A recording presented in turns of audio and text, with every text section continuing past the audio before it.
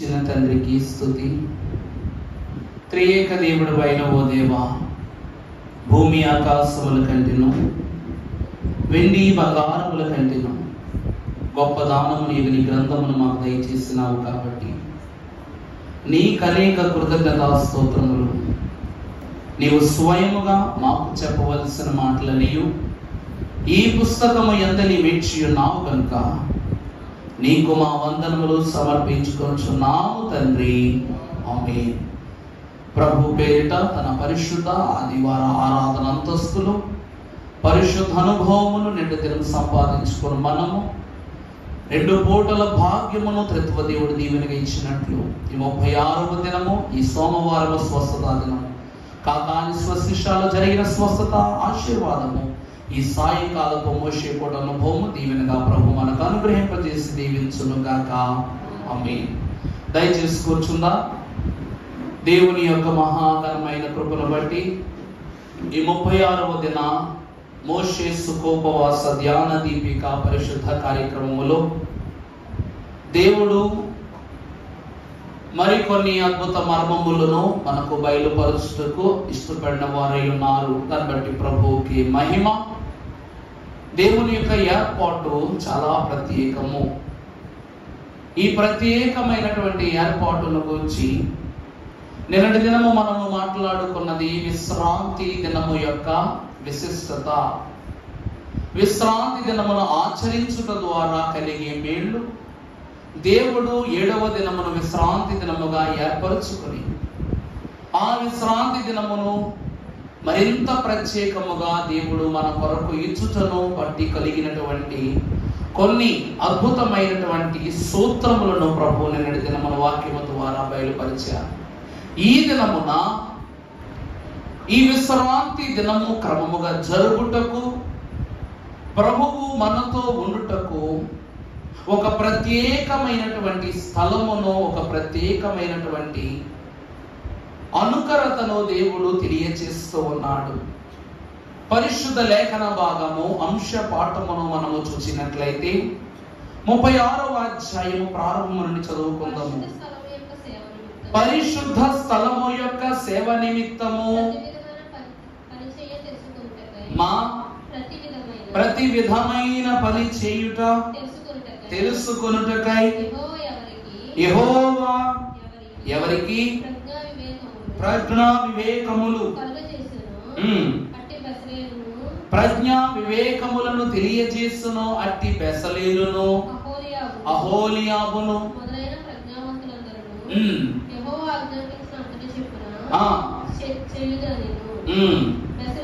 బెసలేలును అహోలియాబును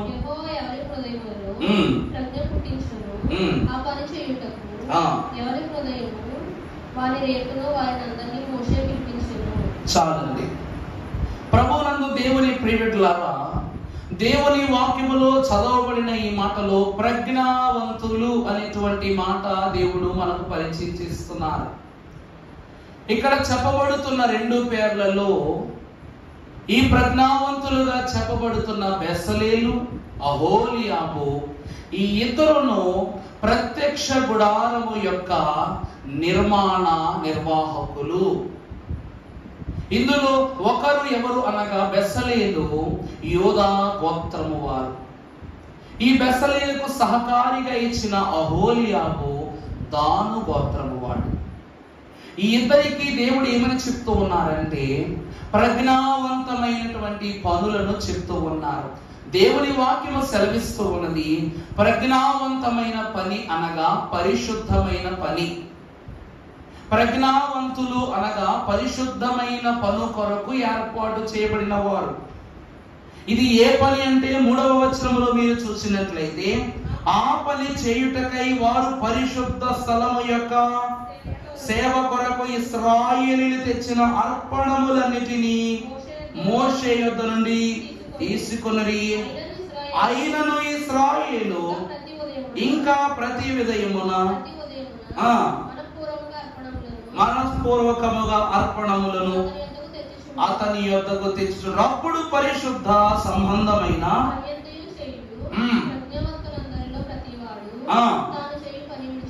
విడిచి వచ్చి పని విషయమై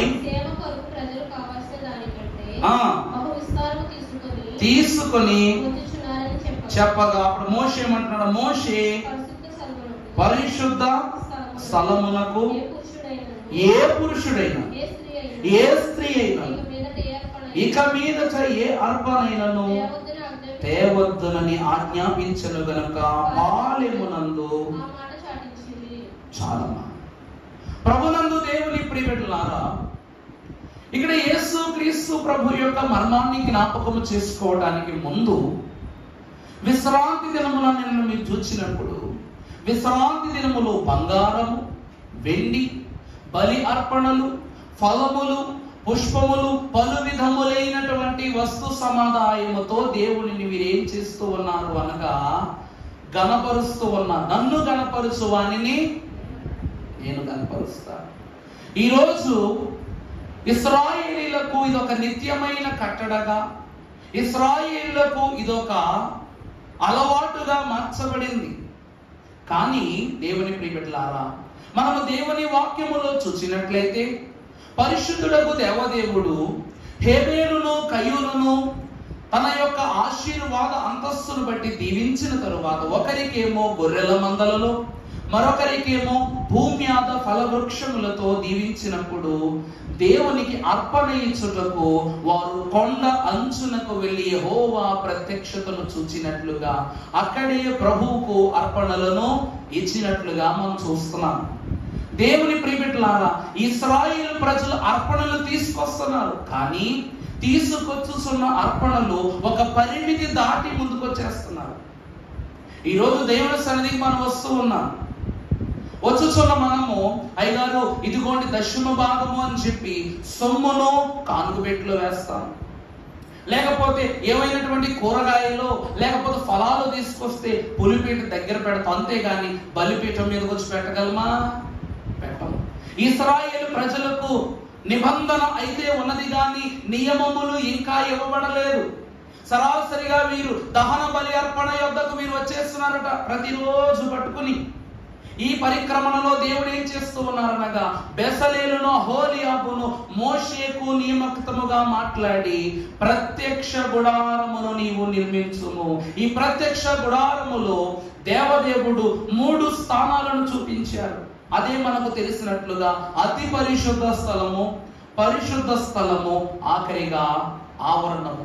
ఈ ప్రత్యక్ష గుడారం యొక్క నిర్మాణము సంపూర్తి జరగక ముందు దేవుడు కరుణాపీఠ నిర్మాణము చేయగా వీరేం చేస్తూ ఉన్నారట, సరాసరి బలి అర్పణ స్థానము దగ్గరికి వీరు వచ్చి అర్పణలు ఇచ్చేస్తున్నారు. సరిపడిన అర్పణలు ఇచ్చిన దినదినము వారు అర్పణలు ఇచ్చేస్తూనే ఉన్నారు.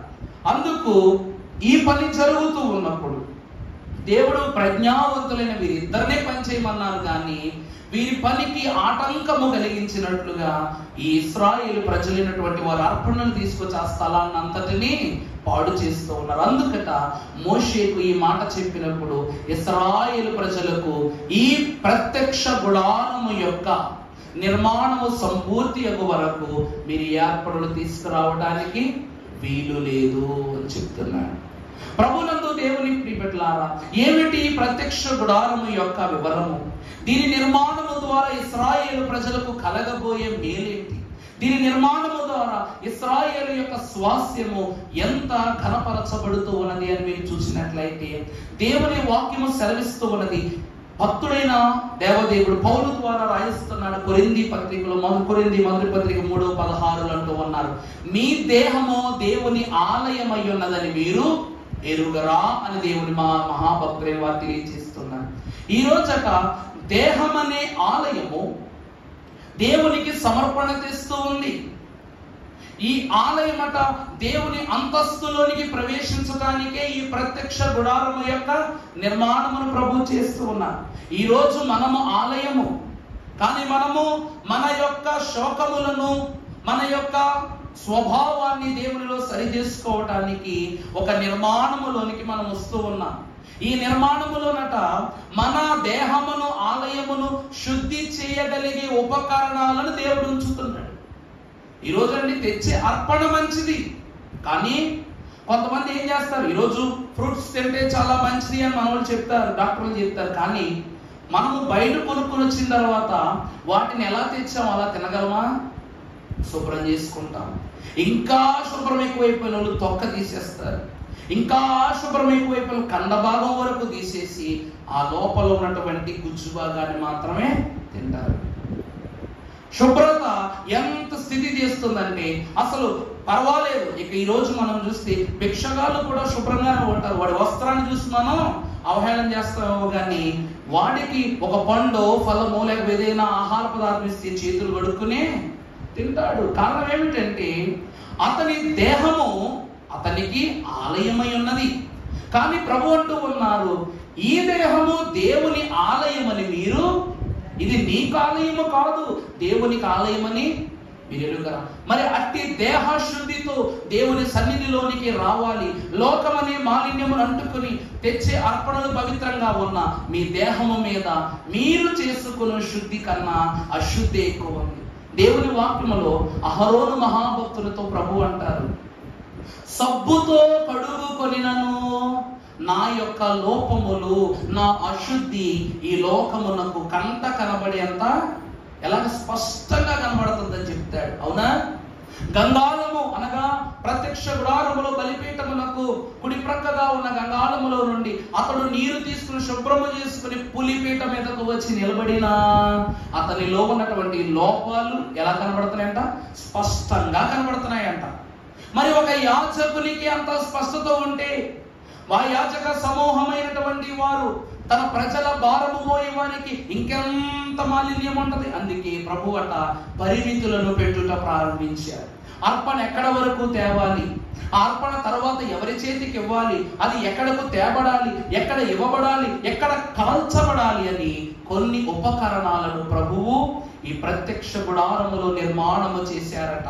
ఈ నిర్మాణము నిమిత్తము ప్రజ్ఞావంతులైన ఇద్దరును దేవుడు ఏర్పరచుకున్నారు. వారి బెసలేలు, అహోలియాబు. పరిశుద్ధ గ్రంథములో మీరు చూసినట్లయితే దేవుని వాక్యము సెలవిస్తూ ఉన్నది. కీర్తనల గ్రంథములో రాస్తారు భక్తులు ఒక మాట, దేవుని గుడారములో, యెహోవా నీ గుడారములో అతిథిగా నివసింపదగు వారు ఎవరు అంటే, దేవుని ప్రియబిడ్డలారా, యెహోవాయను దేవుని యొక్క గుడారము అందు నివసించు వారి వలె అంతటి సౌమ్యము, శౌర్యము, సత్తువయు, సామర్థ్యము, దీవెన గలవారు ఎవరు అని కీర్తనాకారుడు ప్రశ్నిస్తూ ఉన్నాడు. ఈరోజు దేవుడు అది కాక ఇది కాక అంటూ గుడారాన్ని మాత్రమే తన కొరకు ఎందుకు నిర్మించమన్నాడు అంటే, మన పితరులైనటువంటి వారు ఎక్కడైనా ఎందులో నిర్మించేవారు అనగా గుడారాలలో ఏం చేసేవారు? జీవించేవారు.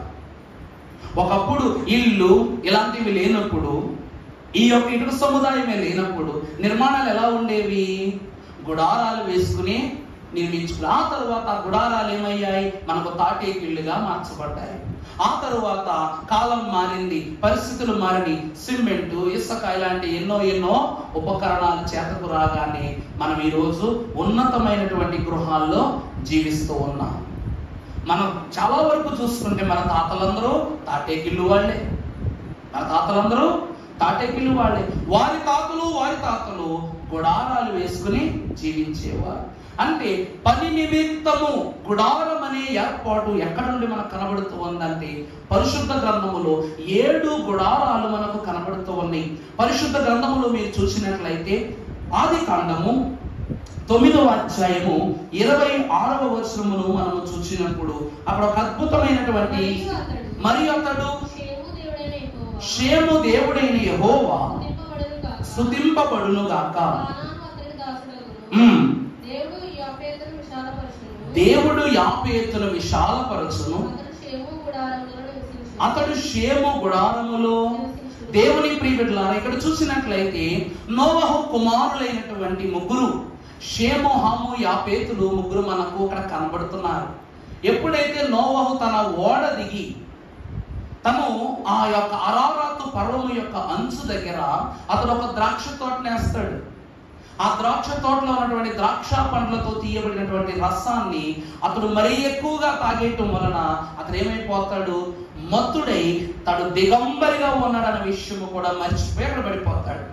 పడిపోగానే అప్పుడు తన కుమారులైనటువంటి షేము, హాము, యాపేతులైనటువంటి వారు వచ్చినప్పుడు యాపేతు తండ్రి పరిస్థితిని, తండ్రి యొక్క దిగంబరత్వాన్ని చూసి ఏమంటాడు అంటే, తండ్రి ఏంటిలా ఉన్నాడనే ఇష్టపడకుండా ఇష్టంగా భావిస్తాడు. కానీ షేము, హాము ఇద్దరు కుమారులు పరుగున వెళ్ళి అక్కడ దిగినటువంటి వారు దిగిన స్థలములో వేసుకున్న గుడారముల నుండి వెంటనే ఒక వస్త్రాన్ని తీసుకుని వచ్చి తండ్రికి దిగువంచుగా వారి తలలను పెట్టి ఆ వస్త్రాన్ని కప్పి తండ్రిని ఎక్కడికి తీసుకుని వెళ్తారు? గుడారములోనికి తీసుకుని వెళ్ళినప్పుడు ఆ తండ్రి గుడారములో ఉండి ఏమంటూ ఉన్నాడు? చదువు తల్లి. మరియు ఏమంటున్నాడు చూడండి, షేము దేవుడైన యెహోవా స్తుతించబడును గాక, కనాను అతనికి దాసుడు. చాలండి. ఈలాగున తండ్రి అయిన నోవహు ఏమంటున్నాడు? షేము దేవుడైన యెహోవా స్తుతింపబడును గాక అంటారు. అంటే ఆ గుడారములో భక్తుడైన నోవహు గారు తన పెద్ద కుమారుడైన షేమునకు ఇస్తున్న దీవెన ఏమిటనగా, షేము దేవుడైన యెహోవా స్తుతింపబడును గాక. అందుకే ఆ గుడారము స్తుతి గుడారం అని చెప్పారు మన తండ్రి గారు. షేము గుడారం ఏ గుడారం అండి? స్తుతి గుడారము. దేవుని ప్రియబిడ్డలారా, ఇందులో కూడా గొప్ప మర్మాన్ని నేను మీకు చూపిస్తాను. అక్కడ ఏమని రాస్తుందంటే, కనాను అతనికి దాసుడగును. యాపేతు కనానుకు ఏమై ఉన్నాడంటే స్వాస్థ్యమైనాడు. యాపేతు యొక్క స్వాస్థ్యము కనాను.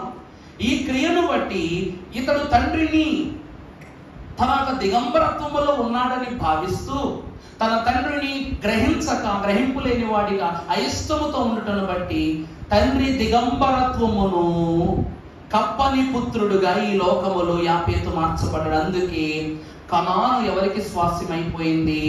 షేముకు దాస్యత్వము చేసే పరిస్థితి వచ్చింది. దేవుని ప్రియబిడ్డలారా, ఇది స్తుతి గుడారం అని ఎందుకు చెప్తున్నానంటే, షేము దేవ వందనము చెప్పబడిన మా తండ్రి గారు క్రిస్మస్ కీర్తనలో రాశారు. ఈ షేము యొక్క 10వ తరములో పుట్టినటువంటి కుమారుడే అబ్రహాము గారు. షేము తర్వాత 10 తరాల తరువాత ఎవరు పుట్టారు? షేము వంశములో అబ్రహాము గారు పుట్టారు. ఈ అబ్రహాము గారట తను ఎక్కడ గుడారము వేస్తే అక్కడ దేవుడు స్తుతింపడేవాడు. దేవుని వాక్యములు ఇందాకేమని రాయబడింది? షేము దేవుడైన యెహోవా స్తుతింపబడును గాక. మనము చూస్తే ఆదికాండ గ్రంథము 18వ అధ్యాయం ప్రారంభంలో మనం చదువుకున్నప్పుడు దేవుడు మమ్రే దగ్గర ఉన్న సింధూర వనములు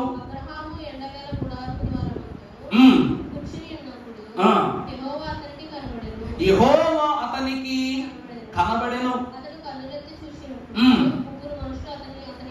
3 మనుష్యులు అతనికి ఎదుట నిలవబడి ఉండేది. చాలమ్మా. దేవుని ప్రియబిడ్డలారా, పరిశుద్ధ లేఖన భాగములో ప్రారంభములో షేము దేవుడైన యెహోవా స్తుతింపబడును గాక ఉంది.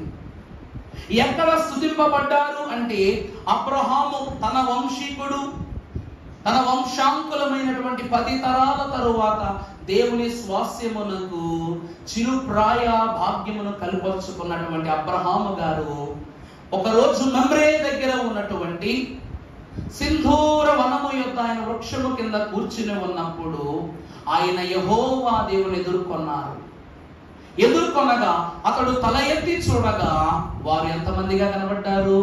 3 వలె కనబడ్డారు. అనగా తండ్రి, కుమార, పరిశుద్ధాత్మ త్రిత్వము ఏకత రూపముతో అతడు ఆ దినమున వారిని చూసి దేవుడైన యెహోవా మహిమ రూపియగు తండ్రిని, మహిమ స్వరూప్యమును పొందుకొనబోవు కుమారుని, మహిమాత్మ అయ్యను పరిశుద్ధాత్ముని నా గుడారములో ఈరోజు మీరు ఆతిథ్యము పుచ్చుకోవాలి. దేవా నన్ను దాటిపోకు అని చెప్తూ ఏం చేస్తున్నాడంట? తన గుడారములోనికి ఆతిథ్యం ఇవ్వటానికి పిలిచాడంట. పిలవగానే అప్పుడట దేవుడు తన యొక్క కోరికను మన్నించి తండ్రి, కుమార, పరిశుద్ధాత్మలు 3 అబ్రహాము గుడారములో ఆతిథ్యం పుచ్చుకున్నారు. ఇప్పుడు షేము గుడారము, షేము దేవుడైన యెహోవా స్తుతింపబడ్డాడా లేదా? అబ్రహాము గుడారంలో స్తుతింపబడ్డాడా లేదండి? ముగ్గురే తన గుడారములో అబ్రహాము ఆతిథ్యాన్ని పొందుకున్నారు. ఇదంతా అబ్రహాము దీవెన అంటే కాదు, షేము యొక్క దీవెన. తన తండ్రి దిగంబరత్వాన్ని కనీసము స్పృశించని షేము నా తండ్రి అంటే దిగంబరుడుగా కాదు, ఎవరు తన దిగంబరత్వాన్ని గురించి మాట్లాడుకోకూడదని వస్త్రము కప్పాడు. కాబట్టి తన వంశాంకులానికి దిగంబరత్వం లేకుండా చేశాడు దేవుడు. అందుకే ఆ తండ్రి ప్రేమను గమనించుకొనగా దేవుని యొక్క స్వాస్యమే అబ్రహాము కూడా అరుగులోనికి దిగివచ్చి ప్రభు అంటారు, అబ్రహాము ఏంటి ఈరోజు అనగానే ప్రభు అని అబ్రహాము స్వయాన తన పరివారికి అద్భుతమైనటువంటి విందులు తయారు చేయించి దేవునికి ఆతిథ్యం ఇస్తూ ఉన్నప్పుడు తానే స్వయంగా వడ్డిస్తున్నప్పుడు ప్రభు అంటారు, అవును అబ్రహాము శారా మీది అని అడుగుతారు. దేవుడు అక్కడికి ఎందుకు వచ్చారు? ఒకరే ముగ్గురే ప్రభు ఎందుకు వచ్చారు అంటే శారమ్మ గర్భమును తెరవటానికి. ప్రభునందు దేవుని ప్రియబిడ్డలారా, దేవుని వాక్యమును మీకు ఇప్పుడు స్పష్టం చేస్తాను. చాలా ప్రత్యేకమైనటువంటి మర్మాలు ఇవన్నీ. ఒకే చోట 3 అద్భుతాలు, ఒకే దీవెన, ముగ్గురు ఇవ్వటం, ముగ్గురంతస్తే ఒక్కరికి రావటం అనేటువంటిదే ఈ వాక్యముల అంతస్తు. గుడారము సామాన్యమైనది కాదు కదా. ఇప్పుడు ప్రభు వచ్చి అడుగుతున్నారు, శారమ్మ ఏది అబ్రహాం అంటే ఆమె ప్రక్క గుడారములో ఉంది. అప్పుడు ప్రభు అంటారు, అబ్రహాము నీకు ఈ దినము నేను ఒక ఆశీర్వాదాన్ని, ఒక బహుమానాన్ని నీకు ఇస్తూ ఉన్నాను. నీకు ఒక మంచి కుమారుడు పుడతాడు. వృద్ధాప్య దశలో ఉన్నప్పటికీ అతడు నా యందు నీ వంశము యందును ఒక ఏలికగా మార్చబడతాడని ప్రభు చెప్పినప్పుడు పక్క గుడారంలో ఉన్న శారమ్మ ఏం చేస్తుంది? నవ్వుతుంది. ఏం చేస్తుందమ్మా? నవ్వుతుంది. అబ్రహాము మనస్సులో నవ్వుకుంటాడు, ముసలోడిని నాకేంటి జీవితంలో అని. ఆమెమో ప్రభు ఎదురుగా లేరు కాబట్టి చాటుగా నవ్వుకుంటుంది. ప్రభువు దీవెని చేసి వెళ్ళిపోతారు. ప్రభు ఏం చేస్తారండి? అన్నమాట ప్రకారం దీవెని చేసి వెళ్ళిపోతారు. వెళ్ళిపోయిన తరువాత ముగ్గురై వచ్చి ఆతిథ్యం పుచ్చుకున్నారు. కాబట్టి కొంతకాలానికి ఇస్సాకు పుట్టనే పుడతాడు. తను చిన్నవాడిగాను పిల్లవాడి వయస్సులో ఉన్నప్పుడు దేవుడి స్వయముగా వచ్చి ఏం చేస్తారు? నీ కుమారుని నాకు బలి ఇవ్వు అని అడుగుతారు. అడగగానే అన్నమాట ప్రకారము మోరియా పర్వతమునకు ఇస్సాకును తీసుకుని వెళ్ళి అక్కడ దహన బలి పీఠము కట్టి ఇస్సాకును దేవ వక్కును బట్టి దేవదేవుడు అక్కడ పెడతాడు. పెట్టి ఇస్సాకు మీద కత్తి ఎత్తగా ఆగుము అబ్రహామా ఆగుము. ఈ మాట దేవుడు అంటున్నారు. ఈ మాట ఎవరు అంటున్నారండి? దేవుడే స్వయముగా ఈ మాటను తెలియచేస్తూ ఉన్నారు. ఆ తరువాత మీరు చూసినట్లయితే ఈ మాటను తెలియచేసిన దేవుడు వెంటనే తండ్రి ఆగమని చెప్పారు, కుమారుడు గొర్రె పిల్లగా వచ్చారు, మూడవదిగా బలి అర్పణ పరిశుద్ధాత్మ నామమున అర్పించబడింది. అర్థమైందండి? తండ్రి ఏమో కుమారుడిని చంపవద్దు అని ఆయన చేయబెట్టి ఆపేశారు. రెండవదిగా చూస్తే గొర్రె పిల్లగా కుమారుడైన యేసుక్రీస్తు ప్రభు వచ్చారు. మూడవదిగా దీనిని అర్పణగా ఇచ్చి గొర్రె పిల్లను అర్పణ ఇచ్చి పరిశుద్ధాత్మ ప్రసన్నతను వారు పొందుకున్నారు. అందుకే ఆ దినము మొదలుకొని ఇస్సాకునకు విధేయుడు అనే పేరు పెట్టబడింది. ఒక గుడారములో ముగ్గురు వచ్చి ఇచ్చిన దీవెన, తన కుమారుని యొక్క బలి అర్పణ సమయములో ముగ్గురును ఏకమై దేవుని యొక్క వాక్యాతిని బట్టి ఇస్సాకు పక్షమున నిలబడ్డారు. కానీ ప్రియమిత్రులారా, అబ్రహాము గుడారములో త్రిత్వము ఏకత్వమై నిలిచినట్లుగా మనం చూస్తున్నాం. ఆ తరువాత అబ్రహాము భార్య అయిన శారా పక్క గుడారములో నుండి ఆమె నవ్వింది. కాబట్టి చూడండి, బాగా గమనించండి. అబ్రహాము గుడారములో దేవుడు ఉన్నారు. ఇతని గుడారం ఏ గుడారమైంది? స్తుతి గుడారం అయిపోయింది. కానీ ప్రక్క గుడారములో శారమ్మ గుడారములో తన గుడారం ఆమె నవ్వుకుంది కాబట్టి ఆమె గుడారము దుఃఖ గుడారముగా మారిపోయింది. ఆమె గుడారం ఏమైపోయిందండి? దుఃఖ గుడారముగా మారిపోయింది. పరిశుద్ధ లేఖన భాగంలో మీరు చూసినట్లయితే ఆదికాండం 24వ అధ్యాయము 67వ వచనం చదువుకుందాం. ఇస్సాకు తల్లి అయిన శారా గుడారములోనికి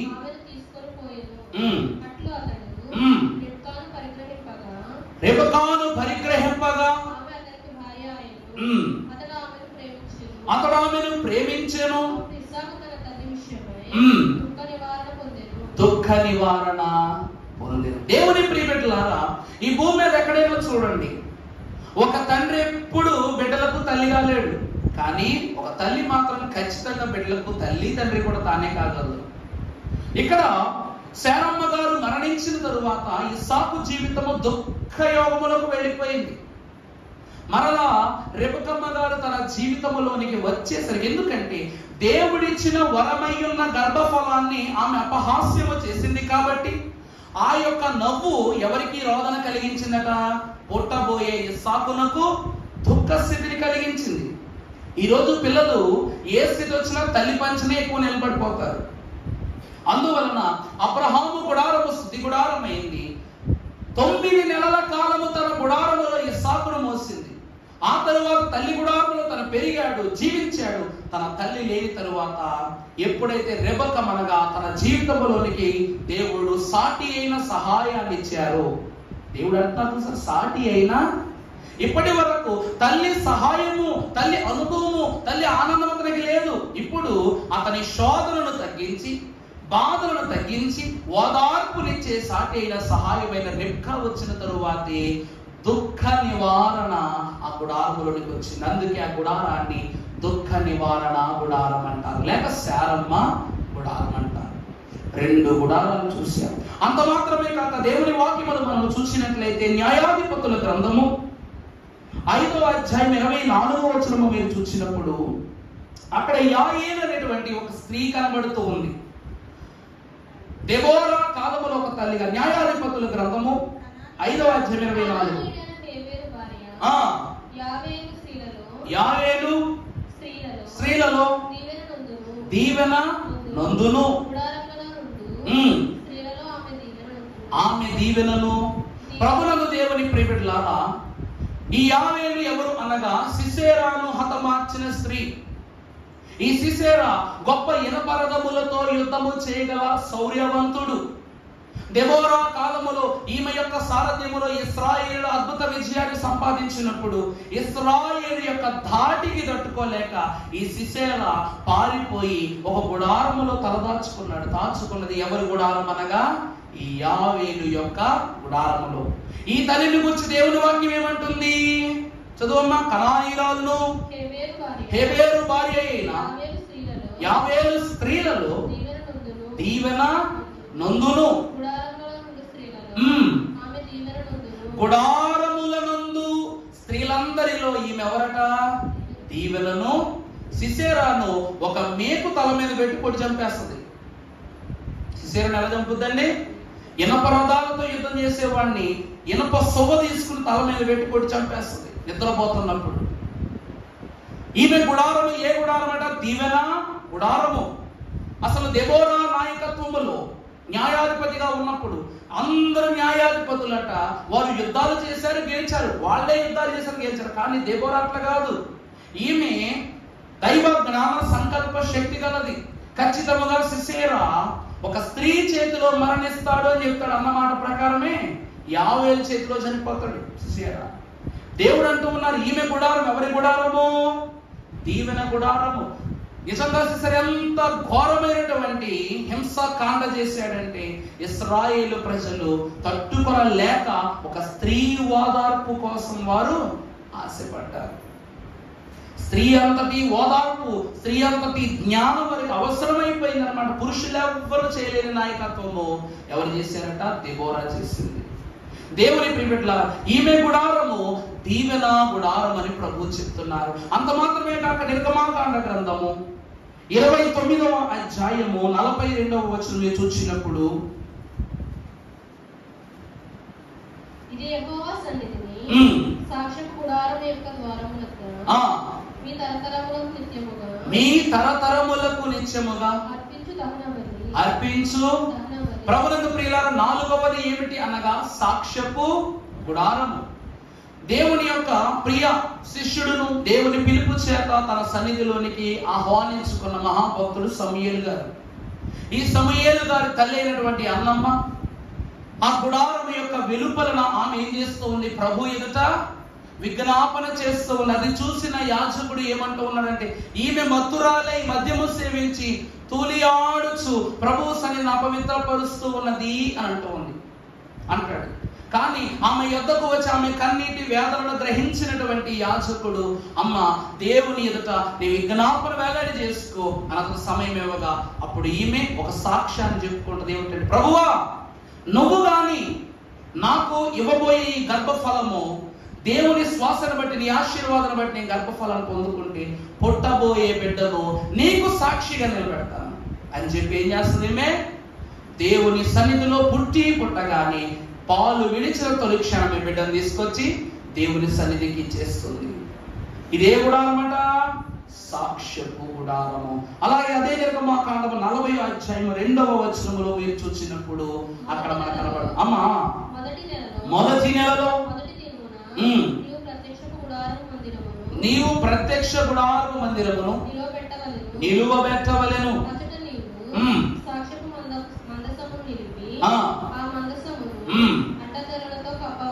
ఇక్కడ మనము చూసినట్లయితే ఈ దినము మనము మాట్లాడుకొనుచున్న గుడారమే ప్రత్యక్ష గుడారము. ఇందులో కొన్ని ఉపకరణాల ద్వారా నువ్వు దీనిని నిలబెట్టవలెను అని ప్రభువు మోషేకు ఆజ్ఞాపన చేస్తూ ఉన్నారు.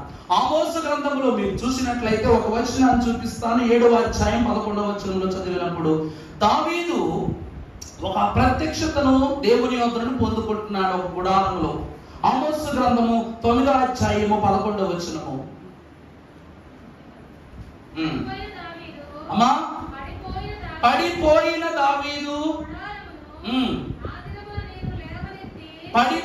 దావీదు గుడారమును నేను ఆ దినమున లేవనెత్తి దాని గోడలను బాగు చేసి దాని పోయిన చోట్లను బాగు చేసి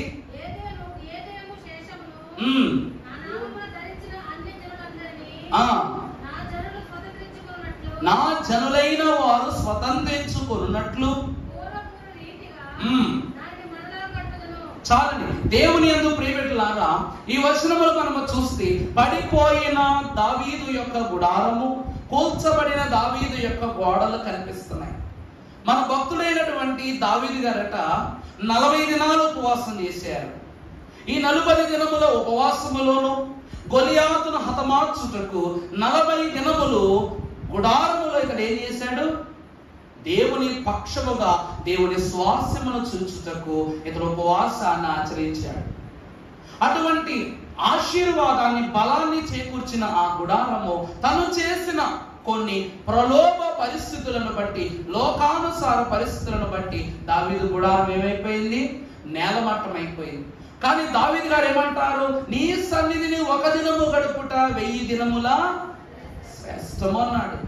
అందును బట్టి దేవుని సన్నిధిలో చిరకాలం అతను ఎక్కడైతే నివాసం చేయటకు నిశ్చయించుకున్నాడో అప్పుడట దేవుడు దావీదు యొక్క గుడారాన్ని మరలా నిలబెట్టారు, మరలా గోడలను నిలబెట్టారు. తన ఇశ్రాయేలు ప్రజలు ఆ స్వాస్థ్యాన్ని పొందుకునేంత గొప్పగా దేవుడు దావీదు యొక్క అంతస్తును నిలబెట్టారు. దేవుని ప్రియబిడ్డల ప్రారంభంలో చూశారా? నోవహు గుడారం, అది షేమునకు ఇవ్వబడిన భాగ్యం.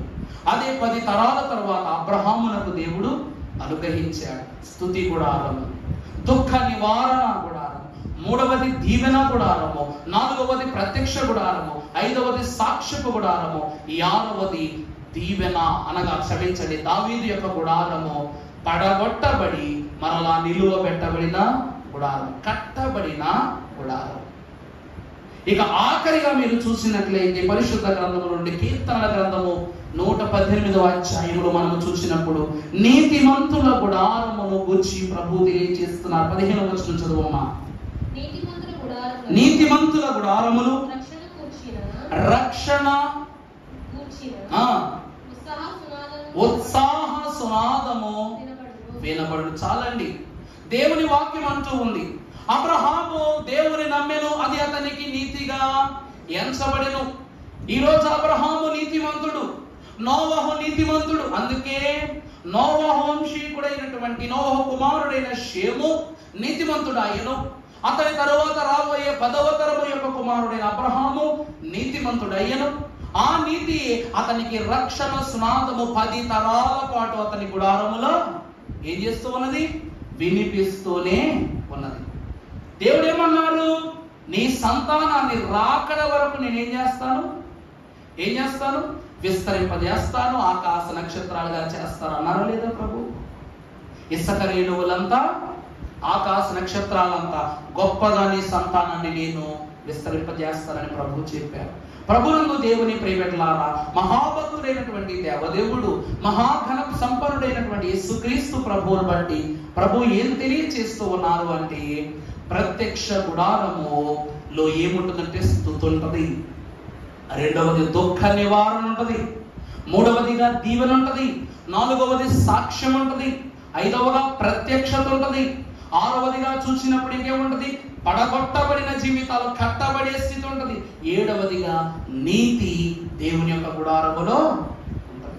ఈ 7 అంతస్తులు ఉన్న వారి యెహోవా నీ గుడారములో అతిథిగా నివసింపదగిన వారు ఎవరు అని చెప్పి అంతస్తులు మనకి ఇస్తూ ఉంది. మనం చదువుకున్నట్లయితే అంశ పాఠ్య భాగము నిర్గమాకాండము 36వ అధ్యాయము 5వ వచనం మనం చదువుకున్నట్లయితే,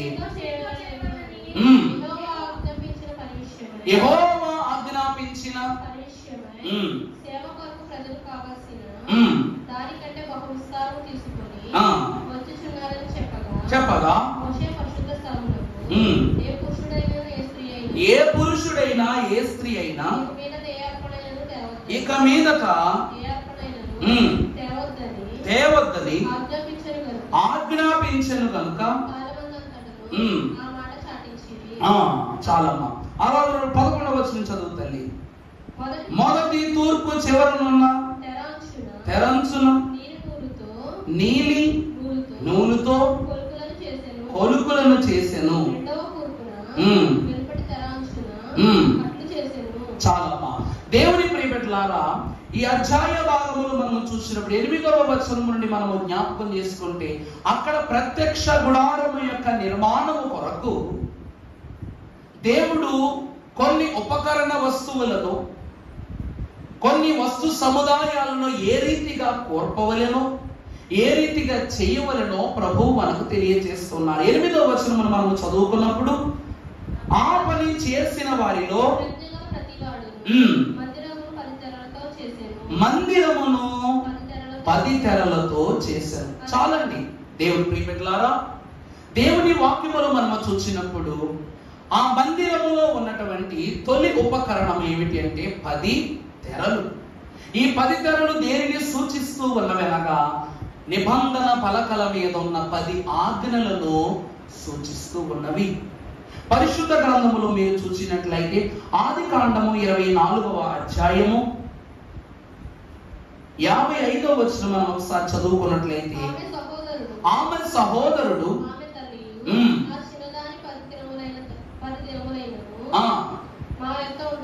మా యొద్ద ఉండనిమ్ము.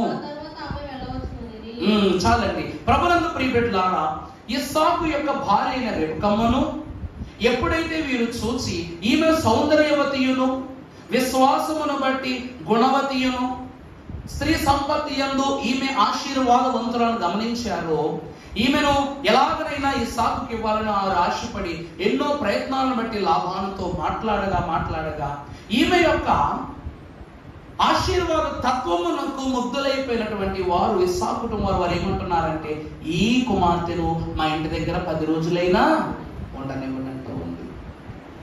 దేవుని ప్రియబిడ్డలారా, తెర అనగా సూచన. తెర అనగా ఏంటండి? సూచన. ఈరోజండి ఈ తెరలు మనకు ఉన్నాయి. గాలి వస్తుందో లేదో ఏం చెప్తాయి?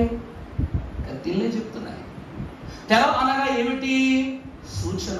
ఇస్సాకు జీవితంలోనికి దుఃఖ నివారణ, దేవుని యొక్క స్వాస్యము అనేది రావాలి అంటే రెబెక్కమ్మ యొక్క అంతస్తు మనకు కావాలని వారు భావిస్తున్నారు. అందుకే 10 దినములు 10 ఆజ్ఞలను దేవుని యొక్క వాక్యం సెలవిస్తూ ఉంది. 10 తంతుల గల నీ మహోన్నత దీవెనను నాకు కనపరచుము అని దేవుని వాక్యం అంటుంది. ఇక్కడ చూస్తే రెబెక్కమ్మను 10 దినాలు తన గుడారము యందు, తన గృహము యందు ఉంచుకొనుటకు మాకు అనుమతిని ఉండదు. కానీ రెబెక్కమ్మ గారు ఉండరు. 10 అనేటువంటిది చాలా ప్రాముఖ్యమైన సంఖ్య. అంత మాత్రమే మరొక వచనం చూస్తే భక్తుడైన దేవదేవుడు యోహాను గారి ద్వారా ఆఖరి అధ్యాయం ప్రకటన గ్రంథములో 2వ అధ్యాయం 10వ వచనం రాయిస్తారు. ఇదిగో మీకు శోధన పుట్టించున్నట్లు శ్రమ కలుగునట్లు మీ విరోధి అయిన అపవాది మీకు 10 దినముల శ్రమ పెడతారు, చివరి వరకు నమ్మకముగా ఉండి నేను మీకు జీవ కిరీటాన్ని ఇస్తానంటున్నారు. అంటే 10 సంఖ్య ప్రారంభమున ఒక స్వాస్థ్యాన్ని ఇస్తూ ఉంది. అలాగనే ఈ 10 ఆజ్ఞల అంతస్తు ఇశ్రాయేలుకు ఒక ఉన్నత అంతస్తునిస్తూ ఉంది రానున్న రాకడలో. అలాగే ప్రభు ఏమంటున్నారు, ఇంకా 10 దినాలు అపవాది శోధన పెడతారు, మీరు సహించండి. ఆ శోధనను సహించువాడు ధన్యుడు. శోధన సహించువాడు 10 దినాలు. అంత మాత్రమే కాదు, మీరు చూస్తే మత్తయి సువార్త 25వ అధ్యాయము మనము ప్రారంభం నుండి చూస్తే 10 కన్యకలు మనకు కనబడుతున్నారు. పరలోక రాజ్యం తమ దివిటీలను పట్టుకొని పెండ్లి కుమారుని ఎదుర్కొనుటకు చాలండి. అలాగే 10 నాణెములను తండ్రిచ్చి ప్రభువారు ఉపమానం చెప్తారు, గుర్తుందా? ఆ ఉపమానములో ప్రభువారు 10 నాణెములు ఆ తండ్రి ఇచ్చి, దీనిని మీరు అధికము చేస్తే 2 మీకే. తండ్రి ఏమని చెప్తాడు, ఇదిగో 3 కుమారులకు పంచిపెట్టాడు, దీనిని బట్టి మీరు వ్యాపారము చేయండి, దీనిని అధికము చేసిన సంపాదించినది ఇచ్చినది మీ సొత్తు అని చెప్పి వెళ్ళారు. కానీ అందులో పెద్ద కుమారుడు అన్న మాట ప్రకారము ఉన్న భాగాన్ని ఎక్కువ చేశాడు. 2వ కుమారుడు ఉన్నదానికి ఉన్నంతనే సంపాదించాడు. 3వ కుమారుడు ఇచ్చిన దాన్ని భద్రపరచుకుని ఏం చేశాడట, చీకొట్టబడ్డాడు. ఈ 10 ఆజ్ఞలు ఆ 10 నాణెములకు సాదృశ్యమై ఉన్నది. అనగా ఈ 10 తెరలు కూడా దేనికి సాదృశ్యం? 10 ఆజ్ఞలకు సాదృశ్యమై ఉన్నది. తర్వాత చదువమ్మా అంశపాఠములో 8వ వచనంలో చదువమ్మా.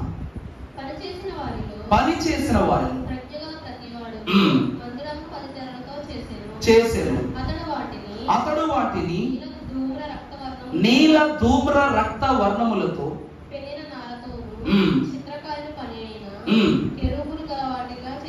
చిత్రకారుని రూపమైన కెరూబులతో దానిని దేవుని ప్రియబిడ్డలారా, ఇక్కడ మనకు కెరూబులు అనేటువంటి మాట కనబడుతూ ఉంది.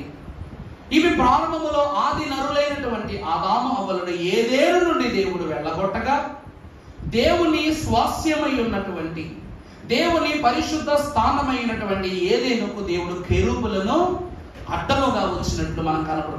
అక్కడ 2 కెరూబులు మనకు కనబడతాయి. అలాగే ఇక్కడ కూడా కరుణాపీఠము మీద ఎన్ని కెరూబులు ఉంటాయి? 2 కెరూబులు. అవట వాటి రెక్కలను దేవుని ఎదుట సాష్టాంగపరుస్తూ దేవుని మహిమను ఏం చేస్తూ ఉంటాయి? వాటి రెక్కలతో కప్పుతూ ఉంటాయి. పరలోక మహిమలోనికి వచ్చిన వారలారా, యేసు క్రీస్తు ప్రభు వారి యొక్క అంతస్తులో ఉన్న మనకు దేవుని వాక్యం సెలవిస్తూ ఉంది. పరలోకములునట 4 జీవులు ప్రభు ఎదురుగా ఉంటాయి. కానీ కెరూబులలో కొన్ని మొత్తం 6 కెరూబులు మనకు అక్కడ కనబడతాయి. 2 కెరూబులు ప్రభు సింహాసనం ఎదుట, 2 కెరూబులు ప్రభు సింహాసనము వెనుక, 2 కెరూబులు ఆకాశమును ప్రభు యొక్క సింహాసనం పైన ఏం చేస్తూ ఉంటాయి? ఎగురుతూ ఉంటాయి. ఇవి 6 రెక్కలు గలవి. ఇవేందండి? 6 రెక్కలు గలవి. ఈ 6 రెక్కలు గల కెరూబులకు దేవుడు 6 రెక్కలు ఎందుకు ఇచ్చాడంటే, 2 రెక్కలు ఎగరటానికి, 2 రెక్కలతో వాటి ముఖాన్ని కప్పుకోవటానికి, 2 రెక్కలతో కాళ్ళ భాగాలను కప్పుకో. ఎందుకంటే దేవుని వాక్యములో మనకుంది సమీపింపరాని తేజస్సు. దేవుడు ఎవరమ్మా? సమీపింపరాని తేజస్సు. ఈ కెరూబులు కూడా కరుణాపీఠం మీద ఎలా ఉన్నవి అంటే, వాటి రెక్కలను సాష్టాంగపరుస్తూ, పై మీదగా సాష్టాంగపరుస్తూ కృతజ్ఞతా భావముతో దేవుని ఎదుట ప్రాణం వెళ్ళిన స్థితి కనబడుతూ ఉంది.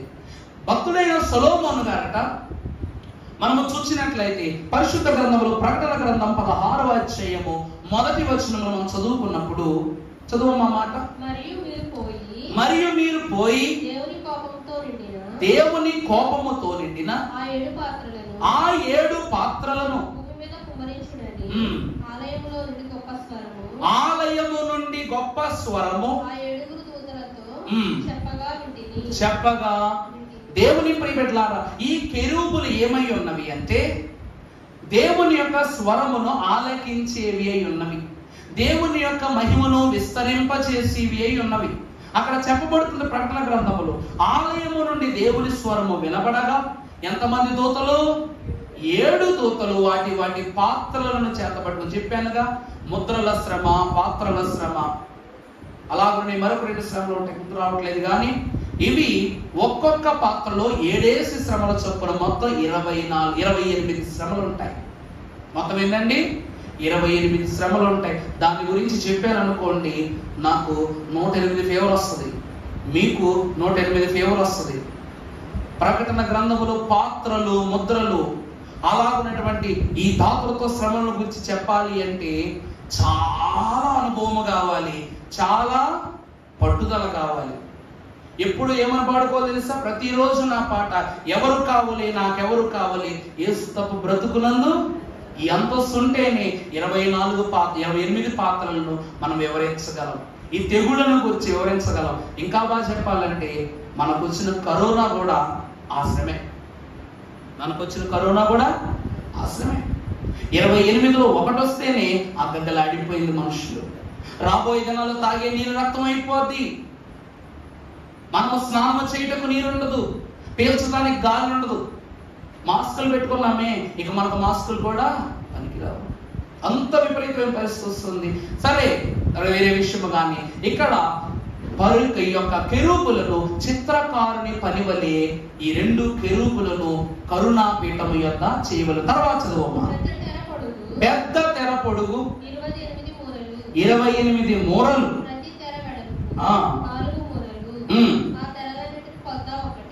ఆ తెరలన్నిటికీ కొలత. ప్రభునందు దేవుని ప్రియబిడ్డలారా, అక్కడ మీకు తెరలు కనబడుతూ ఉన్నవి.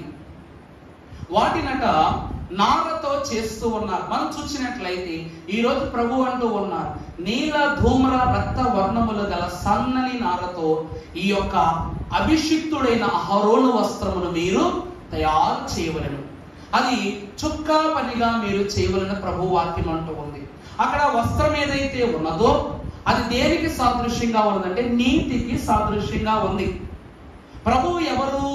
నీతి వస్త్రమును మనకు కప్పువారు. ప్రభు వాక్యాన్ని బట్టి చూస్తే ఇందాకేమని చెప్పాను? నీతి గుడారము చదువుకున్నాం కదమ్మా. ఆ గుడారములో మరొక తెర దేనిని సూచిస్తూ ఉన్నదంటే నీతిని సూచిస్తూ ఉన్నది. అవి ఎన్ని మూరలట? 28 మూరలు. ఈ 28 మూరలు 28 శ్రమలకు, తెగుళ్లకు గుర్తు. ఆ నీతి అనుసరణ మనము చెయ్యకపోతే, ఆ నీతిని మనం అనుసరించి జీవించకపోతే రాకడలు ఎన్ని శ్రమలు వచ్చి పడతాయి మనకి? ఈ 28 తెగుళ్ళ శ్రమలు వచ్చి పడతాయి. అవే ఈ 28 మూరల పొడుగు. తర్వాత చదువమ్మా. 5 తెరలను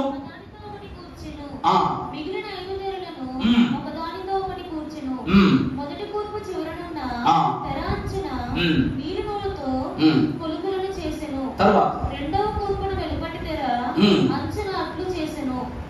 ఒక తెరలో 50 కొలుకులను చేసెను. ఒక తెరలో 50 కొలుకులను చేసెను. రెండవ కూర్పునున్న తెర అంచున 50 కొలుకులను చేసెను. ఆ కొలుకులు ఒకదానితో ఒకటి సరిగా ఉండెను. ప్రభునందు దేవుని ప్రియబిడ్డలారా, ఇక్కడ మనకు ఒక్కొక్క తెర యొక్క కొలుకులను 50 అన్నట్లుగా చేశారు. ఈ రోజు 50 అనే సంఖ్య మనకు బాగా తెలుసు. యేసుక్రీస్తు ప్రభు వారి శిలువ ధ్యానాలు 40 రోజులు చేస్తాం. తర్వాత ప్రభు పునరుద్ధానుడైన తర్వాత మనకి ఇంకెన్ని దినాలు ఉంటాయి? కొమ్మరింపు దినాలు. ఆ దినము మొదలుకొని 40 దినాల శిలువ అంతస్తు పూర్తయిన తరువాత యేసు ప్రభు వారు మరణించడంతో శిష్యులైనటువంటి వారు ప్రభు దగ్గర నేర్చుకున్న వివరాలను, విషయాలు మర్చిపోతారట. ప్రభు వెళ్ళిపోగానే ఎప్పుడైతే ప్రభు మరణించారో పేతురు గారు అనుకున్నాడట, ఈ ప్రభు లేడు, నేను యథావిధిగా నా చేపల పని నేను చేసుకుంటాను. ఎమ్ఐ సోదరులు, ప్రభువే లేరు, నేను మా గ్రామాలకు మేము వెళ్ళిపోతాను. అలాగునని మిగిలినటువంటి శిష్యులు ఫిలిప్పు, వీరు కూడా మేము మా వృత్తులకు చేరిపోతామని అనుకున్నప్పుడు ప్రభు వారు పునరుద్ధానుడై వీరిని ఒక గృహములో వీరు కలుసుకుని, బేతనీ గృహములో కలుసుకుని వారితో మాట్లాడి ప్రభు అంటూ ఉన్నారు, మీరు పరిశుద్ధాత్మ కొరకు కనిపెట్టండి అని చెప్పి వెళ్ళిపోయిన తర్వాత 10 దినములు వీరు ఏం చేశారు? పరిశుద్ధాత్మ కుమ్మరింపు అనుభవాన్ని సంపాదించుకున్నారు. అంటే అక్కడ 40, ఇక్కడ 10, మొత్తం ఎంత? 50 దినాలు. ఈ 50 కొలుకులు 50 దినాలకు సాదృశ్యం. 51వ దినం పరిశుద్ధాత్ముడు కుమ్మరింపునిచ్చి అనేక భాషలు మాట్లాడగలిగి, అనేక అద్భుతాలు చేయగలిగి, క్రీస్తును కనుగొనగలిగి తత్వాన్ని వీరికి కనపరిచారు. తర్వాత చదువమ్మా.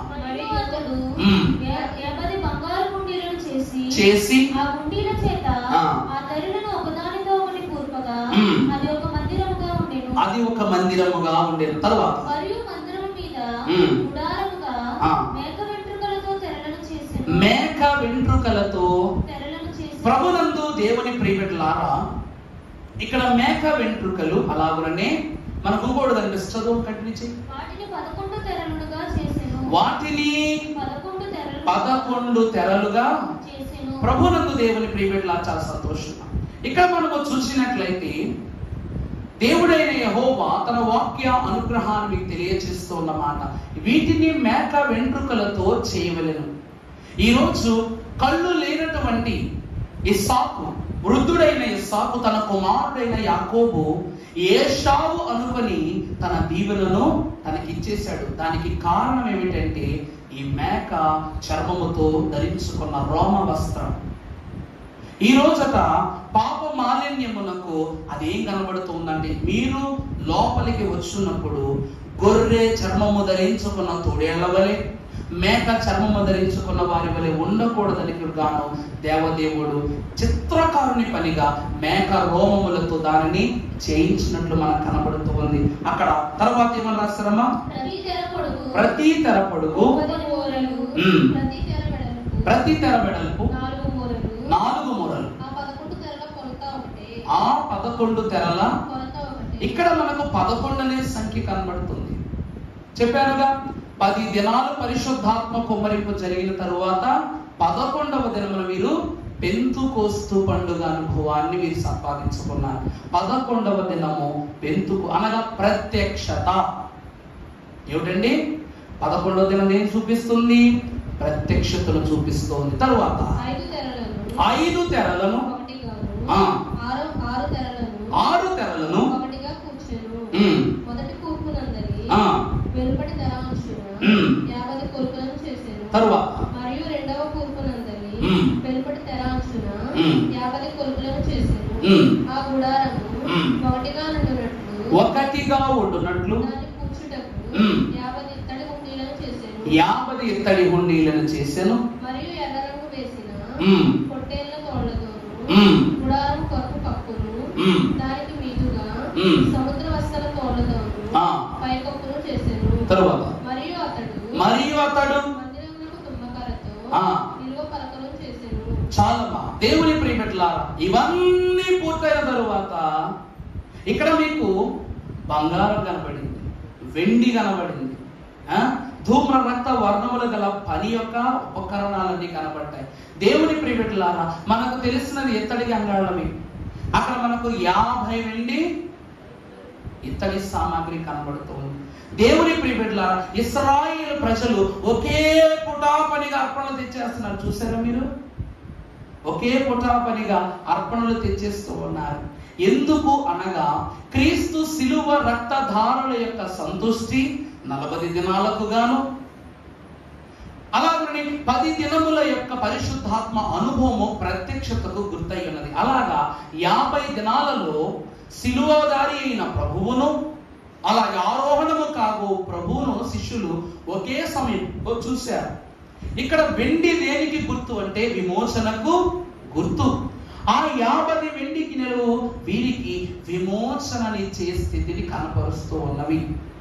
ఆ తరువాత ప్రత్యక్ష గుడారము నిర్మాణములు, కరుణాపీఠమునకు కావలసినటువంటి పరిశుద్ధ స్థితులను దేవదేవుడు, మీకు తెలుసుగా, బలిపీఠము ప్రారంభమున తుమ్మకర్ర తీసుకుని దానికి ఎత్తడిని పొడిగించి, ఆ తరువాత దానిపై బంగారు రేకులను, బంగారం దేనికి గుర్తు? దైవత్వానికి గుర్తు.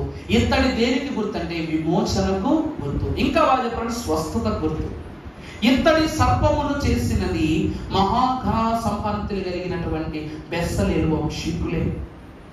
వారు సొలొమోను మందిరమును కూడా నిర్మాణము చేయుటకు సహకరించిన వారు అని మీకు ప్రభు పేరు మీకు తెలియజేస్తున్నారు. ఈ ఇత్తడి సర్పమును దాను వంశీకులతో ప్రభు చేయించి దానిని మోషే హస్తకృతము మీదుగా నిలబెట్టగా చనిపోయిన విష సర్పపు కాటుకు బలి అవుతున్న ఇశ్రాయేలు ప్రజలు మరలా తిరిగి బ్రతికరు. ఆ దినముని విమోచన దినముగా ప్రకటించాడు మోషే. ఆ తరువాత ఈ పరిశుద్ధమైనటువంటి తుమ్మకర్రకు అనగా తుమ్మకర్ర అనగా మానవునికి మొట్టమొదటి ఏముండాలి? ఆత్మీయ స్వస్థత ఉండాలి. కనుక ఆ స్వస్థతకు గుర్తుగా ఇత్తడిని తొడిగించి దాని మీద ప్రభు ఏమిచ్చారు? బంగారపు రేకులు తొడిగి. అంటే ఈరోజు ప్రభు అంటూ ఉన్నారు, పరిశుద్ధుని చేసి నీ వరములు పరిశుద్ధుని చేయటానికి ఇత్తడి, ఆయన వరములను దయచేసి ఆయన పరిశుద్ధ సన్నిధిని చూపిన పౌర అంతస్తుకు గుర్తుగా బంగారపు రేకులు ప్రభు తొడిగించారు. తర్వాత చదువమ్మా.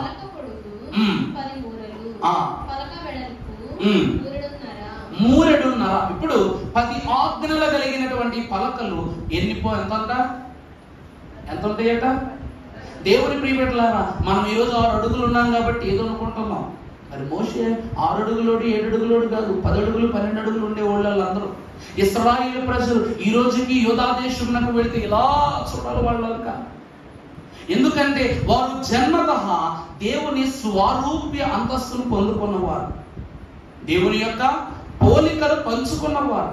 దేవుడు వాడి గుడారములో నివాసం చేశారు. ఈరోజు అండి తండ్రి 6 అడుగులు ఉంటే కొడుకు మరుగుజ్జులా ఉంటాడా? తల్లిదండ్రులు 6 అడుగులు ఉంటే తండ్రి మరుగుజ్జులా ఉంటాడు, కుమారుడు మరుగుజ్జులా ఉంటాడా? ఉండడు. ఇద్దరికన్నా 1 అడుగు ఎక్కువన్నా ఉంటాడు, లేక సమానంగా ఉంటాడు. కానీ పొట్టోళ్ళు అయితే ఉండరు. ఇశ్రాయేలు ప్రజలైనటువంటి వారు చిన్నవారు కాదు, బలమైన వారు, ఎత్తైన వారు. అందుకే ఎందుకో చెప్పిన దావీదు అంటాడు, నాలో ఉన్నవాడు ఈ లోకములో ఉన్నవారి కంటే, అంటే ఎదురుగా ఎన్నో మూరల ఎత్తు ఉన్న గొలియాతు ఎదుట ఇంత పిల్లవాడైన దావీదు, అప్పటికే గొలియాతుకి ఇక్కడ వచ్చాడంట దావీదు. అప్పటికే 6 అడుగులు పిల్లోడు, అప్పటికే దావీదు 6 అడుగులు పిల్లోడు. గొలియాతుకి ఇక్కడ వచ్చాడు అంటే దావీదు మీద ఇంకో దావీదు, అందులో సగం దావీదు నిలబెడితే గొలియాతు. ఈ దావీదు నడుముకు వచ్చాడు, నడుముకు వచ్చి ఎలా చూస్తున్నాడంట. కానీ దేవుని యొక్క శక్తి గొలియాతును తలదించి చూస్తుందంట, నువ్వు నాకింద అంతే ఉన్నావని. అంటే దావీదును తల ఎత్తుకునే స్థితిలో నిలబెట్టాడు గొలియాతు. పొట్టోళ్ళు ఎంత తక్కువ, గట్టోళ్ళు, బొర్రమ్మోళ్ళు. తాడి చెట్లాగా ఉంటాం కానీ ఏం ఉపయోగం? మా ఇంట్లో నేను, మా బాబాయ్ గారు, ప్రవక్తయ్య గారు, ఆయన, వారి 2 కుమారులు, మేమే తాడి చెట్లు. ఆడవాళ్ళలో అందరూ తాడి చెట్లు, 2 తక్కువళ్ళు ఉన్నారులే. మేము ఎక్కడికైనా వెళ్ళాం అనుకోండి, మా తాతల గృహాలకి, ఇంకా కవిటం పొట్టి మోషయ్య గారు ఉంటారు, ఆయన పొట్టి మోష అనకూడదు, మోషే తాతయ్య గారు ఉండేవారు, చూపించే కదా, ఆయన ఇంటికి వెళ్ళాం. ఎలా వెళ్ళానండి? వంగి నా తల భాగాన్ని, మెడ భాగాన్ని ఇంతకు వంచి లోపలికి వెళ్ళాను. ఎందుకంటే ఆయన గృహానికి అజాలు. ఆయన తాతయ్యకి వెళ్ళే ఈ రోజు వరకు, ఆయన మరణించే ప్రభువులు నిద్రించారు అనుకోండి, చిన్న గుడారమే, ఆయనగా సరిపోద్ది. ఆయన గుమ్మాలైన ఆయనకు తగ్గట్టుగానే చేయించుకున్నారు. ఈరోజు మనము కూడా మన హైట్కి తగ్గట్టే గుమ్మం కట్టించుకుంటాం కదమ్మా. 6 అడుగులు, మహా అయితే 6.5, 6 తక్కువ, 6 కొంచెం మించాం.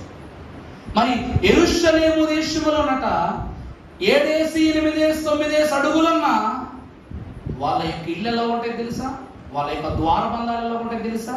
ఈ డోరులో 1 అడుగు తగ్గించే ఆ బోల్ట్ ఉందో చూసారా, స్టీల్ బోల్ట్ ఉందో చూసారా, అక్కడ ఉంటదంట. అంటే ఎంత గొప్పోడైనా సరే దేవుని దేశములో, దేవుని స్వాస్థ్యములో తగ్గించుకుని జీవించాలి, తలదించుకునే రావాలి. యెరూషలేము దేవాలయం మీరు చూశారో లేదో, ఖచ్చితంగా నేను మీకు ఆఖరి దినంలో పిక్చర్ ప్లే చేసి చూపిస్తాను.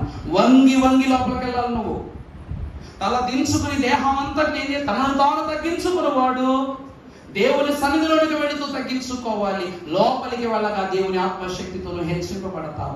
అందుకే ప్రత్యక్ష గుడార నిర్మాణములో కూడా దేవదేవుడు తగ్గింపునకు సూచన గాని, తగ్గింపు విమర్శన సూచన గాని దేవుని క్రమాలని చూపిస్తున్నారు. తర్వాత చదువమ్మా. అమ్మా, సమదూరము గల కుసులు 2 ఉండెను. అట్లు మందిరము యొక్క పలకలన్నిటికీ చేసెను. మందిరము యొక్క ప్రతి పలకకు చేసెను. తరువాత అనగా దక్షిణ దిక్కున మందిరమునకు పలకలు చేసెను. ఒక్కొక్క పలక క్రింద దాని 2 కుసులకు 2 దిమ్మలను, ఆ 20 పలకల క్రింద 40 వెండి దిమ్మలను చేసెను. 40 వెండి దిమ్మలను పలకకు చప్పున. దేవుని ప్రియబిడ్డలారా, ఈ పలకలు ఏంటి అని నన్ను అడగొద్దు. ఇది మీకు వీడియో ప్లే చేస్తే గానీ మీకు అర్థం కాదు. ఎందుకంటే ప్రత్యక్ష గుడారములో చాలా వరకు మనకు తెలిసింది తెలుసా?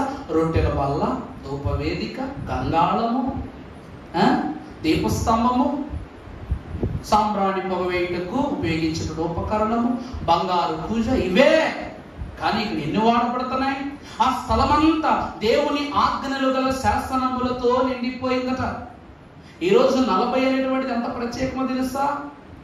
అలాగే దేవుని వాక్యంలో మీరు చూసినట్లయితే కీర్తన గ్రంథం 118వ అధ్యాయము ప్రారంభంలో మీరు ఒకసారి చదివినప్పుడు అక్కడ వ్రాయబడి యెహోవా దయాళుడు, ఆయన కృపట నిరంతరం ఉండును. ఎప్పుడు ఉంటుంది అంటే 122వ అధ్యాయము కీర్తన గ్రంథం 4వ వచనంలో ఉంటది. ఇశ్రాయేలీయులకు నియమింపబడిన శాసనములను బట్టి యెహోవా నామమునకు కృతజ్ఞతాస్తుతులు చెల్లించుటకై వారి గోత్రములు యెహోవా గోత్రములు అక్కడికి ఎక్కి ప్రభువునందు దేవుని ప్రియబిడ్డలారా, యెహోవాకు కృతజ్ఞతాస్తుతులు చెల్లించుటకు, యెహోవా దయాళుడైన కృప నిరంతరం ఉండాలంటే ఈ 12 గోత్రాల వారు దేవునికి ఏం చేయాలి? ఈ రోజండి నోవాహు మత్తుడైపోయి అరారాతు పర్వతము మీద పడిపోయినను దేవుడు అతనిని శపించలేదు. కారణం ఏమిటి అంటే దిగగానే గుడారము నిర్మించడానికి ముందే బలిపీఠాన్ని నిర్మించేశాడు నోవాహు. నిర్మించి దేవునికి దహన బలి అర్పించి గుడారము నిర్మించి ద్రాక్ష తోట వేసుకున్నాడు.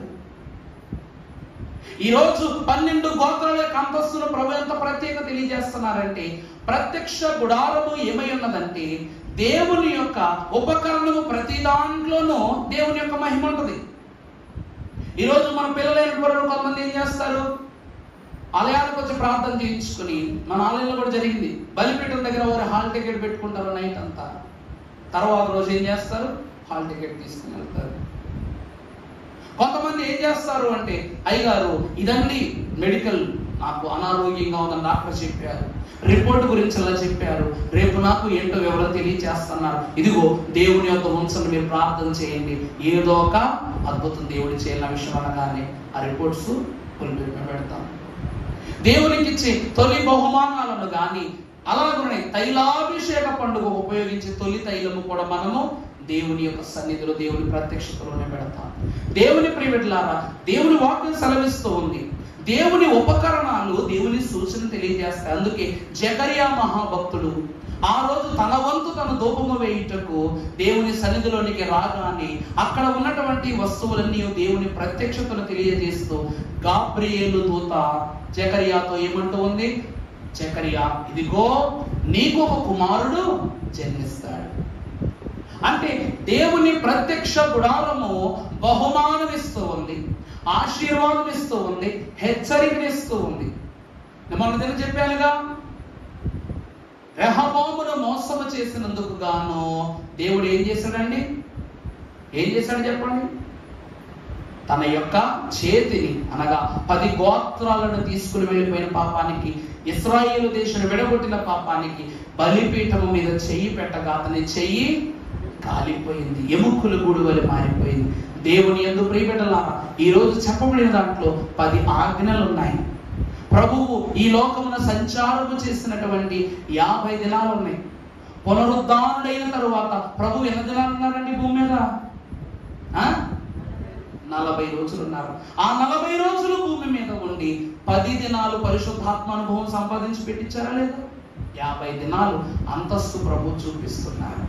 అంత మాత్రమే కాక మేక చర్మము, రోమములు దేనికి సూచన ఉన్నవంటే దౌర్లభ స్థితిలో ఉన్నవారు దేవుని సన్నిధిలో అట్టి స్థితిలో ఉండకూడదని హెచ్చరిక చూపిస్తున్నారు. అలాగని ఇత్తడిని ప్రత్యక్ష గుడారములో ఉపయోగించిన ఉపకరణాలన్నిటినీ దేవుడు సాక్షాత్కరింపజేస్తూ ఉన్నారు. ఆఖరి ఒక అద్భుతమైన వచనాన్ని చూపిస్తాను. కీర్తనల గ్రంథం 84వ అధ్యాయము 1 నుండి మనం చదువుకున్నట్లయితే, నీ నివాసములు ఎంత రమ్యములు. దేవుని ప్రియమిట్లాగా చూడండి, యెహోవా మందిర ఆవరణములను చూడవలెనని. చూసారా, ప్రత్యక్ష గుడారము దేవుడు నిర్మాణం చేయమని చెప్పింది ఆయన వారితో ఉండడానికే కాదు. ఆహా, దేవుని యొక్క నివాసము, చెప్పండమ్మా, దేవుని యొక్క నివాసమును తన ప్రజలు చూడవలెనని ఎంతో. తర్వాత చదువుతాను, అది సొమ్మసిల్లుచున్నది, నా హృదయమును ఆనందముతో కేకలు వేయించున్నది. యెహోవా నా రాజా, నా దేవా. చాలండి. దేవుని ప్రియబిడ్డలారా, ఆ బలిపీఠం అనగా ఈ నివాసము దేనికి అట? పిచ్చుకలకు. అలా తర్వాత ఏమిటమ్మా? మన వాన కోవెలకు ఏమై ఉన్నది? నివాస స్థలముగా. ప్రభు వాక్యం సెలవిస్తుంది, ఇదిగో దేవుని నివాసము మనుష్యులతో కూడా. ఏమని విన్నారు ఈ మాట? ఇదిగో దేవుని నివాసము మనుష్యులతో కూడా ఉన్నది. ఈ మాట చూసారా? దేవుని ప్రియబిడ్డలారా, అక్కడట దేవుని యొక్క బలిపీఠము కేవలం అనగా దేవుని యొక్క గుడారము కేవలం మనుష్యులకు మాత్రమే కాదు. ఎవరికి? పిచ్చుకలకు, వాన. అదే వాక్యం ఇంకో మాట చెప్పుద్దండి. అదే వాక్యం ఇంకో మాట చెప్పుద్ది తెలుసా? పక్షులకు, జంతువులకు నివాసాలు కలవు గాని మనుష్య కుమారుని తలదాచుకున్నటకు స్థలము కూడా లేవని చెప్పుద్ది. సర్వ సృష్టికి నివాసమునిచ్చిన గుడారమైన ప్రభువు తన కుమారునికి గుడారము లేదు కనుక, బాగా గమనించండి, ప్రత్యక్ష గుడారమును తన కొరకు నిర్మించమని చెప్పిన ప్రభువు తన కుమారుని కొరకు ఒక గుడారమును కూడా ఏం చేయలేదు? నిర్మించలేదు. కాబట్టి ఆయన పశువుల పాకలు సత్రములో ఆయన జన్మించినట్లుగా దేవుని వాక్యం చెప్తూ ఉంది. దేవుని ప్రియబిడ్డలారా, ప్రత్యక్ష గుడారము దేవుని యొక్క శక్తిని సూచించింది. కానీ ప్రత్యక్షత మాత్రం ఎక్కడ జరిగింది అంటే పశువుల పాకలో. అందుకే దేవుని వాక్యమును బట్టి ఈ రోజు మనం ఇక్కడ దేవుని ఏం చేసుకోవాలి? ప్రత్యక్షపరుచుకోవాలి. ఈ ప్రత్యక్షత మనకు ఎక్కడ కనబడుతుందంటే మధ్యాకాశములో దేవుడు మనకు కనపరుస్తాడు. 10 ఆజ్ఞలు కలిగిన పలకల్లోన నిబంధన అంత బలంగా ఉండాలి మన విశ్వాసం. 50 దినముల దేవుని సహవాసంతో దృఢంగా ఉండాలి మన విశ్వాసం. చేయబడిన తెరల వలె సునాయాస ఖ్యాతిని 28 ముద్రలను మన నుండి సంపూర్ణముగా తొలగించి నీతి వస్త్రములా ఉండాలి మన అంతస్తు. అంత మాత్రమే ఒక వచనాన్ని చూపిస్తాను. 40 సంఖ్యాకాండం 35వ అధ్యాయము 7వ వచనం చదవండి. సంఖ్యాకాండం 35వ అధ్యాయం 7వ వచనం.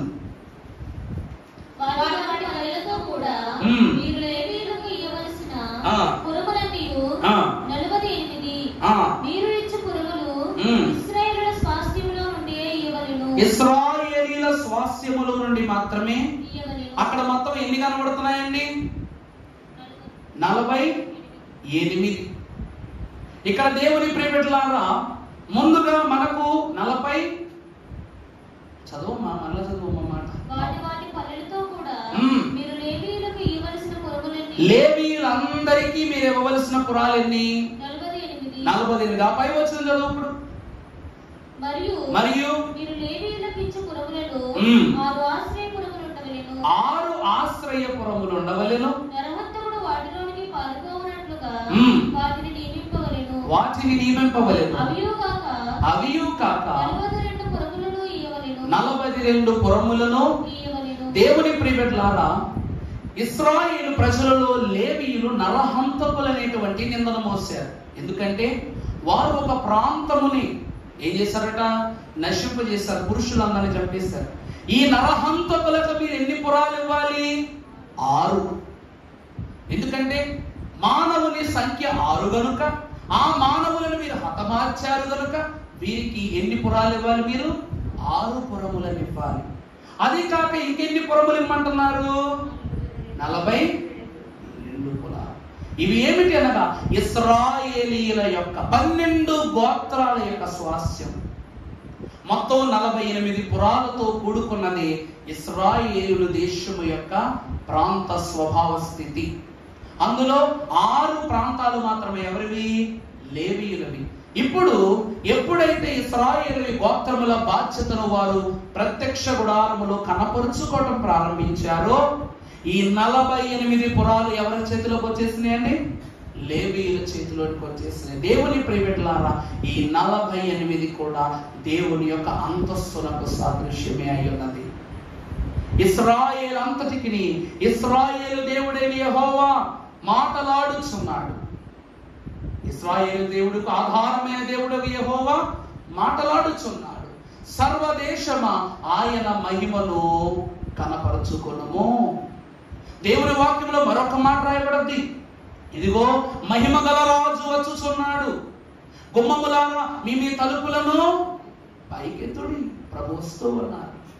దేవుని ప్రియబిడ్డల ప్రత్యక్ష గుడారము దేవుడు వచ్చుచున్న సూచనను తెలియజేస్తూ ఉంది.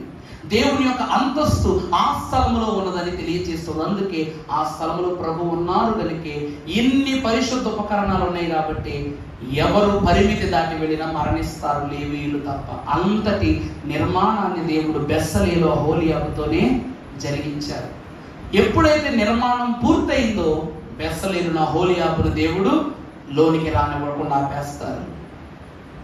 అర్థమైందా అండి? దేవుని వాక్యము ఎంత ప్రత్యేకంగా కనపరచబడుతూ ఉన్నదంటే దేవుడు అంటూ ఉన్నారు, ఇదిగో దేవుని నివాసము మనుష్యులతో కూడా ఉన్నది. అలా ఉన్నది కనుక ఆయన మనతో ఉండాలని ఆశపడుతూనే గుడారములకు స్వాస్యముగా ప్రారంభములో గుడారాన్ని నిర్మించుకున్నారు. అబ్రహాము మొదలుకొని దేవుని స్వాస్యం వరకు, ఇశ్రాయేలు ప్రజల యొక్క ప్రయాణము వరకు గుడారము. కనాను దేశములోకి ఇప్పుడు వెళతారో అక్కడ పెద్ద పెద్ద మేడలు, మిద్దెలు కనబడ్డాయి. సొలొమోను కాలములో ఆ గుడారం ఏమైపోయింది? మందిరముగా మారిపోయింది. దేవుని ప్రియబిడ్డలారా, ఈ రోజు గుడారములో ఉన్న దేవుడు మందిరములోకి వచ్చాడు. కుమారుని ద్వారా మందిరములో నుండి మన దేహమే ఆలయముగా మార్చుకుని మనలోనికి వచ్చాడు. మరి ఈ ఆలయమై ఉన్న దేహము రేపటి 2వ రాకడలో ఎక్కడికి వెళ్ళాలి? పరమ కానానులోనికి, పరిశుద్ధ దేవాలయములోనికి వెళ్ళాలి. ప్రకటన గ్రంథంలో చదివారు కదా 12వ అధ్యాయంలో ఏమని? ఆలయములో నుండి స్వరము వచ్చెను, ఆ 7 దూతలను పాత్రలను చేతబట్టుకుని బయలు వెళ్ళారు. అనగా ఈ ఆలయము నుండి మనం ఎక్కడికి వెళ్ళాలి? పరలోకపు ఆలయములోనికి వెళ్ళాలి. నిజ ప్రత్యక్షతను చూచుటకు వెళ్ళాలి. అట్టి రీతిగా ప్రభు మనందరినీ దీవించి మహిమ పొందునుగాక. పరిశుద్ధ స్తోత్రములు. నాయన, ప్రత్యక్ష గుడారం అనగా కనబడు ఉపకరణము కాదు, నిర్మించబడిన బెత్సలేల అహోలీయాబుల యొక్క నైపుణ్యత కాదు, మోషేకు నీవు చెప్పిన సూచన కాదు నాయన.